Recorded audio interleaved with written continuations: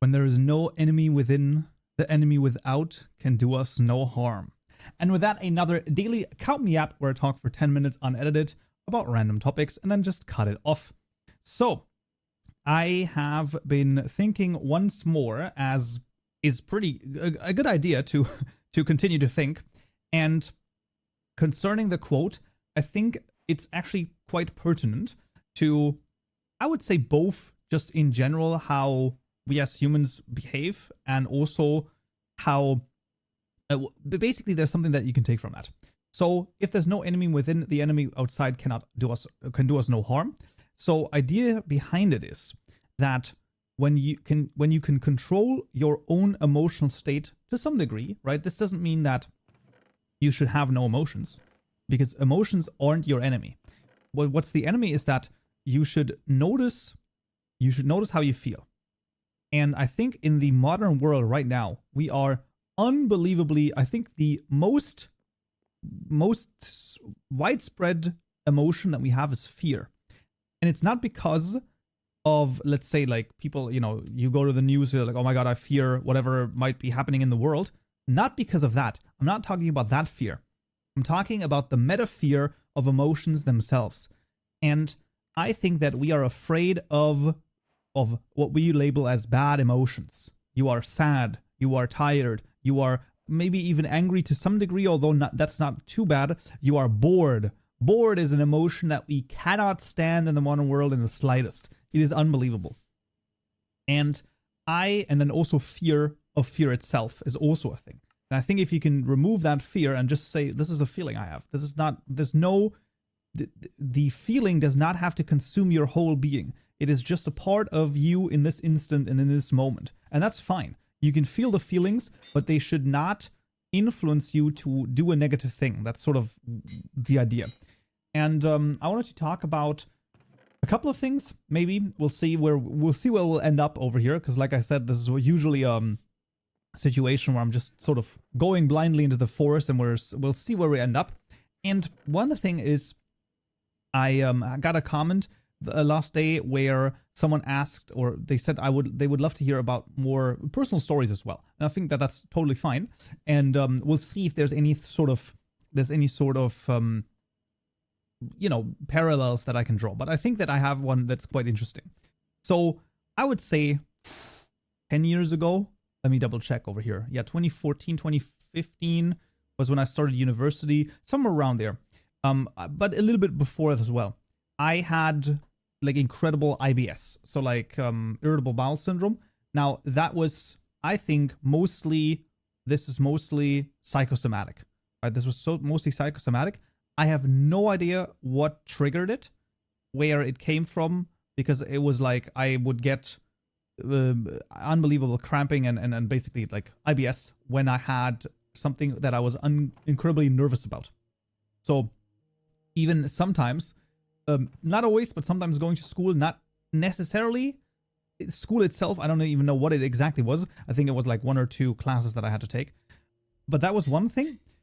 And then it sort of formed to when I was at uni, because I started at it's hard to explain. Basically in Germany, there's like different tiers of schools.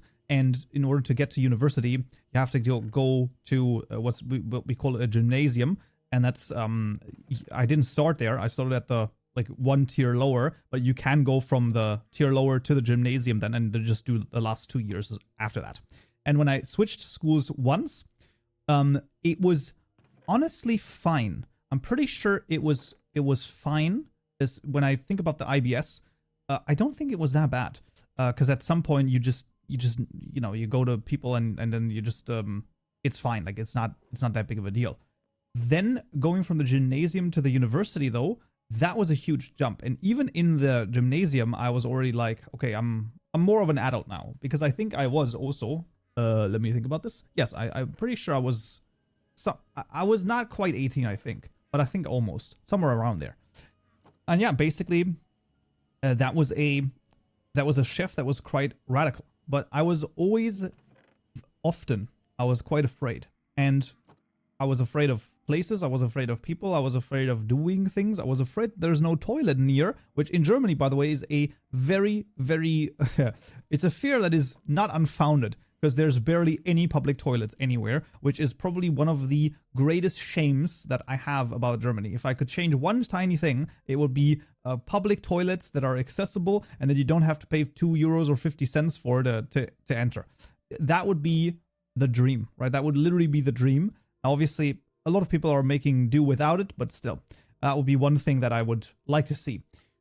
Regardless of that, though, there's always been like this mist and this fog of fear sort of permeating the world, at least for me. And I also don't know quite when it changed, but I think it came to the fact that in the first semester of the university, and I think the second, we had a sort of like a distantly related friend, let's say, in a friend group. It's like we started 3 people. Yeah, 3 of us started in the same course, and then we had like 2 people come towards us, and then we had like a little bit of a group, and basically one of them was sort of the shepherd of the group, let's say, right? So he took on the more or less the responsibility. Okay, we got to do this, we got to do that, we got to go here. Let's learn together, and he did that for like 1 or 2 semesters, and after seeing that for 1 or 2 semesters, I was good. At that point, I could do all of that on my own, and I think this goes back to one of the way earlier yaps that I did, which is repeated exposure is going to make things mundane. And I think that that's what happened in university too. At some point, I was no longer nervous at all, and the IBS sort of just disappeared. And that's fascinating, right? Because it means that even though you might fear something, I think this is just true once again in the modern world, right? What do we fear? Well, we fear bad emotions, and maybe fear is one of them. And it's like, that's not, just because you feel an emotion, you have to be careful about this, because this is not available to use in every situation. But more often than not, I would say that just because you feel an emotion does not mean that it is correct. Okay?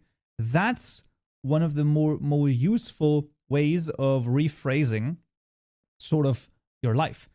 You can be fearful about something, but there's actually nothing to fear. This is why catering to emotions only is a very bad thing.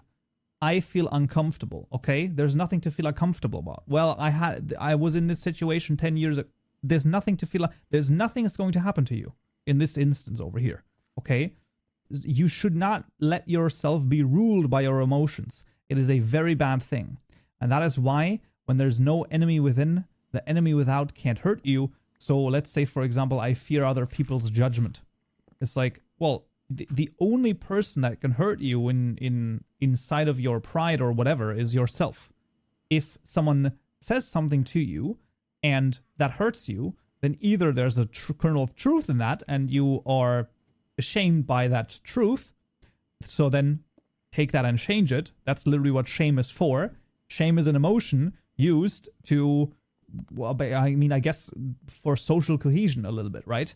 So then instead of being like, well, okay, I can either be shamed into maybe changing this because deep down inside you're like, you know, I think that this is true. There's a kernel of truth there.